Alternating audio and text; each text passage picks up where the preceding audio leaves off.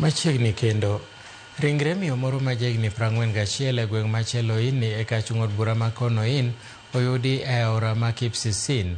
Miyono moseyangi kaka Helen Cherotich en min nyithindo 3 kendo familia mare osebedo ka manye kuom juma achiel mokalo. Familia mare wacho ni nolal gotieno juma achiel mokalo ka nowuok e dalane ka jalup ruoth ma gweng'no to yango ni miyono ne nitiere kod tuo mar ndulme chakre tin-ne. Jalup komanda mar obila ma Konoin Mohamed Godana owacho ni obila notero ringre e kar kano ringre jomotho mantiere ka thieth ma Kapsatet.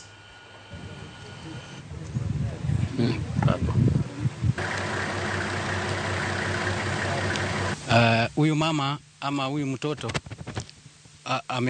alisaliwa kidogo vizuri, kidogo akawa na shida ya kuanguka, yani epilepsy. Wiki moja iliyopita alikuwa na mama yake. Wakati mama, sababu alikuwa na homa, kienda kupumzika akatoweka.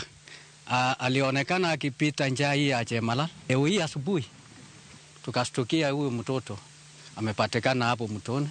Wakati alitoka alisema anaenda kwa sister yangu, nyumba ya sister yangu, lakini hakufika huko. Wakati sister yangu alipoambiwa amekuja hapo, alijaribu kutafuta yeye lakini hakuwa nyumbani. Huyu msichana vile alipotea wiki iliyopita, tumesaidiana na familia tukimtafuta. Kwa upande wangu kama area assistant chief, nimekuwa nikiweka kwa forums zote, nimeweka ya Bomet forums mpaka ya Kericho forums kwa machiefs wa tutafuta pamoja.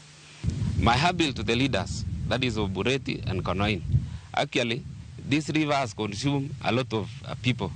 Please, if you are there, Bureti and Konoin are leaders, can we have a road that accesses through this area?